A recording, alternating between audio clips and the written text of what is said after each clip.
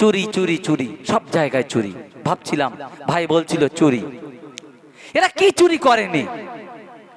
বাংলার মানুষ, সাধারণ মানুষ, খেটে খাওয়া মানুষ, ভারতের মানুষ বাঁচে কেন? সমস্ত মানুষ বাঁচতে গেলে কয়েকটি সাধারণ জিনিস লাগে, শিক্ষা, স্বাস্থ্য, খাদ্য। এরা সব জায়গায় চুরি করেছে। প্রথম আপনার শিক্ষা থেকে চালু করি। আজকে ভাবুন, আজকে একটা ছোট ভাই সামনে বসে আছে, ওই একটা ছোট ভাই বসে আছে। এদের যারা বাপ মা, আমরা যারা সাধারণ খেটে খাওয়া মানুষ, আমরা খেটে খাই, আমরা শতকরা 90% মানুষ, আমরা আমাদের বাচ্চাদের সাধারণ স্কুলে শিক্ষা গ্রহণ করাই, সরকারি স্কুলে শিক্ষা গ্রহণ করাই। সেখান থেকে শিক্ষা গ্রহণ করছে, সেই শিক্ষা গ্রহণ করে তারা কোনো বড় স্কুলে চাকরি করবে, অফিসে চাকরি করবে, এটাই আমাদের আশা, এটাই আমাদের পাওনা।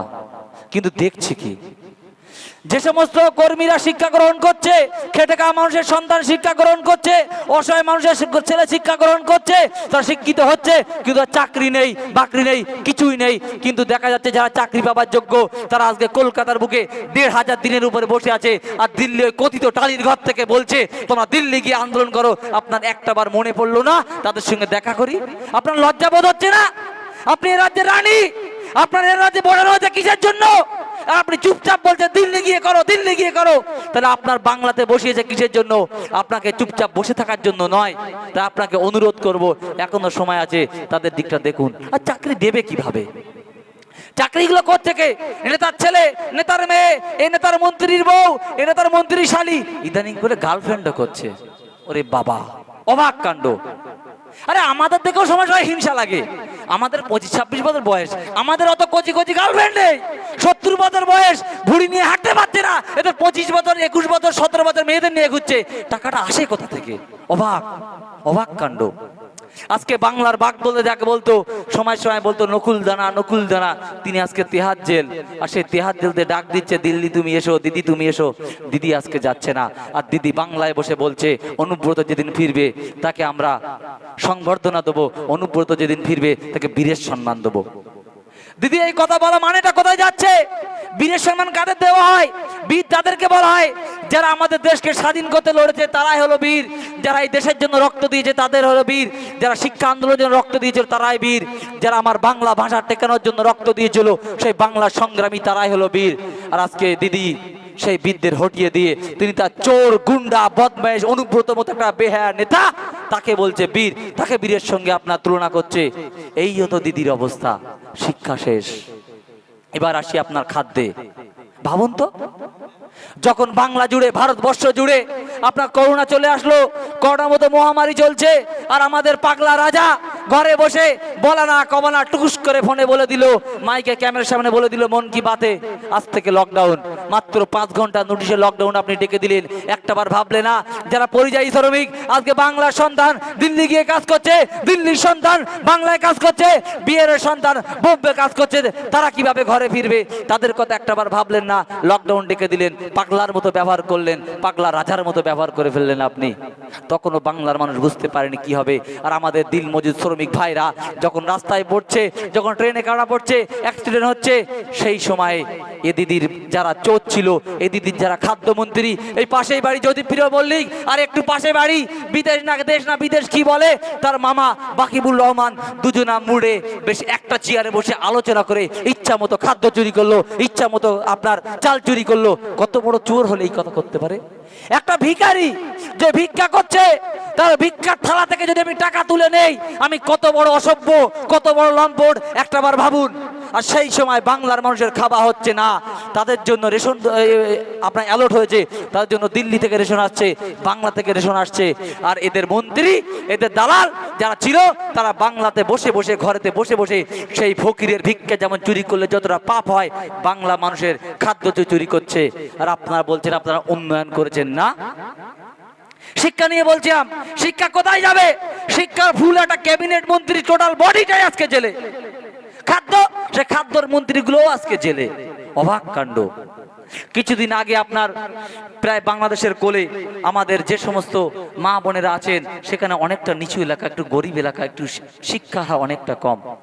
সেখানে কয়েকটা বড় বড় নেতা আছে, শাহজাহান শেখ, শিবু হাজরা, আরো সব বড় বড় নেতা। আমার ওই ঘটনার 1.5 থেকে 2 মাস আগে রিপাবলিকে প্রশ্ন করেছিল যে ভাই শেখ শাহজাহানকে নিয়ে বলো, তখন যখন বলেছিলাম যে শেখ শাহজাহান 2 থেকে 3,000 বাইক বাহিনী আছে, তখন কেউ বিশ্বাস করেননি। কিন্তু যদি এডিটর ছিলেন মনীষাদি, তিনি বলেন এটা সত্যি কথা। তখন অনেকে কমেন্টে বলেছে আপনি প্রমাণ করে দেখুন। তার 1 মাসের মধ্যে প্রমাণ হয়ে গেল কত বড় চোর। ইচ্ছে মতো নারীদের উপর অত্যাচার করেছে। বাংলা দিদি বলছে এ বাংলা দিদিকে যাই, আমি দিদিকে সুরক্ষা দেবো, মেয়েদের সুরক্ষা দেবো। আর এই দিদির যারা নায়ক, এই দিদির যারা মন্ত্রী, এই দিদির যারা চামচা, তারা মেয়েদের ইজ্জত নিয়ে খেলা করছে, মেয়েদের সম্মানহানি করছে, মেয়েদের সম্মান নিয়ে খেলা করছে, মেয়েদের সুসম্মান দিচ্ছে না। কারণ আপনাদের ঘরে মা বোন ছিল না? আপনার বাড়িতে রুটি করে খাওয়াতে পারবে না? আপনি মায়েদেরকে জোর করে রাত 12টার পর এনে রুটি বানাচ্ছেন না? রুটির নামে কি করছেন তাদের সঙ্গে, সেটা দিনের পর দিন বাংলার মানুষ বুঝতে পারছে। আরে তার মতো বড় গুন্ডা আজকে সে জেলে, তার বউ কাঁদছে, বাচ্চা কাঁদছে, সে কাঁদছে। আর চুলোপুটি নেতা তারা ঘরে বসে বসে, মোড়ে বসে বসে বলছে আইএসএফ কে দেখে নেবো, আইএসএফ কে এই করবো সেই করবো। আপনি কিচ্ছু করতে পারবেন না। আরে এই দলে যারা সেকেন্ড ইন কমান্ড টিএমসির পার্থ, তখন যার বাড়িতে ইডি গেল, তখন যিনি ফোন করছে মমতা দিকে, মমতা দি ফোন তুলেনি। আর আপনি তো বিড়ির পাতা খাবার নেতা, 2 টাকার নেতা, আপনি দাদাগিরি করছেন না? আপনি যখন জেলে যাবে আপনার পাশে কেউ এসে দাঁড়াবে না। আপনি দেখলে বুঝতে পারবেন যত বড় বড় নেতা আজকে জেলে, আর আপনি 2 টাকার নেতা হয়ে গাজ্জত দেখাচ্ছেন।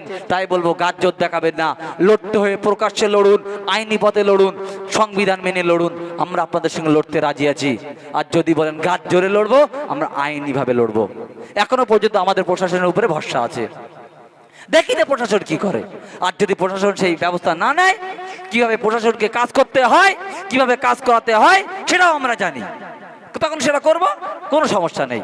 বাংলা জুড়ে কি বলবো, বারাসাতে কয়েকদিন আগে পাশের পঞ্চায়েত কলসুর একটা ছোট্ট মেয়েকে, ছোট্ট বাচ্চাকে এক শয়তান ডাক্তার তাকে পড়ানোর নাম করে নিয়ে তাকে রেপ করলো, রেপ করার পরে মেরে দিল। যখন সেটা নিয়ে আন্দোলন করতে গেল, এই ধরাধারী নেতা, এই দিদির বড় বড় এমপি, তারা তার সঙ্গ দিয়ে সেই কেসটা চেপে দেওয়ার চেষ্টা করলো। এবং সেই ডাক্তারের নাম আপনারা জানেন, সেই ডাক্তারের নাম হলো রাজ্জাক ডাক্তার। তার কিওরান পয়েন্ট না কি নার্সিংয়ের নাম, বারাসাতে সেটা এখন আপাতত বন্ধের মুখে পড়ে আছে। তিনি আজকে জেলে। বড় এক মাথায় টুপি পরে তিনি ছোট শিশুর মতন ছাড়লেন না।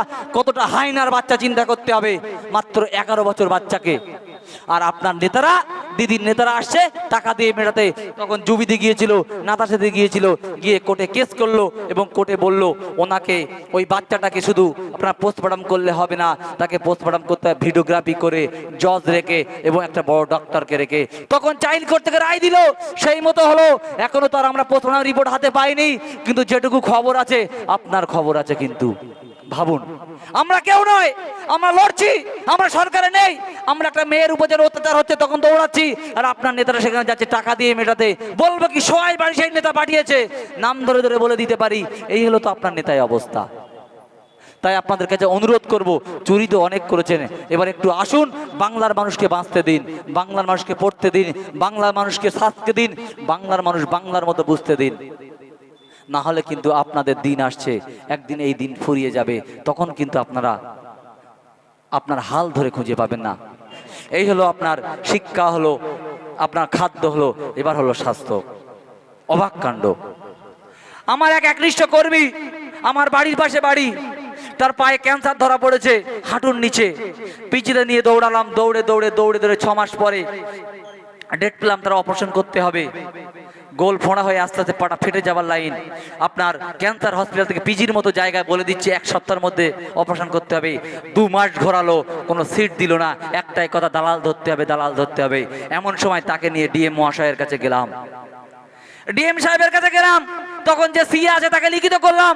বললো ভাই তুমি পার্টি করো, পার্টির জন্য আসো, কথা বলবে ডিএম, কিন্তু ও বিষয় নিয়ে কথা বলবে না।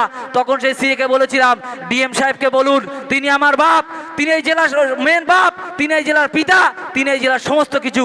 তিনি যার সন্তানকে যদি না দেখতে পারে তাকে বলুন ওই পদটুকু ছেড়ে দিতে, কারণ তার কাছে আগে সন্তান, আগে ভোট নয়। তিনি কোনো উত্তর দেননি। তখন বাধ্য হয়ে সেখানে ধর্নায় বসেছিলাম। তারপরে কোনো এক সহৃদয় ব্যক্তির দ্বারা, আমাদের পার্টির বিভিন্ন ব্যক্তির দ্বারা আমরা বেসরকারি হসপিটাল থেকে তার আমরা চিকিৎসা করেছি। সেখান থেকে আমরা তাকে আপনার অপারেশন করতে হয়েছে। বড় দুঃখের বিষয়, বড় আক্ষেপের বিষয়, সেই পাকেটে বাদ দিতে হয়েছে। কারণটা কি? আপনাকে বলেছিল স্বাস্থ্যসাথী কার্ড দিতে, আমরা আপনার স্বাস্থ্যসাথী কার্ড চাই না। আমরা চেয়েছিলাম সরকারি শিক্ষা রাষ্ট্র ব্যবস্থাকে এতটা ভালো করবেন, আমরা যখনই ঢুকবো তখনই স্বাস্থ্য থেকে চিকিৎসা পাবো, যখন বাড়াবো সুস্থ হয়ে বাড়াবো। আর আমাদের আজকে সিটের জন্য ঘুরতে হয়, একটাই কারণ কি, হসপিটালে সিট নেই, বেড নেই। কে বলেছে আপনাকে স্বাস্থ্যসাথী কার্ড দিতে? ব্যাপারটা বুঝুন। স্বাস্থ্যসাথী কার্ড নিয়ে যখন আমরা কোনো একটা বেসরকারি হসপিটালে যাব, সেই অর্থ তারা নেবে, অর্থাৎ পুঁজিবাদী শ্রেণীর টাকা বাড়ছে হচ্ছে।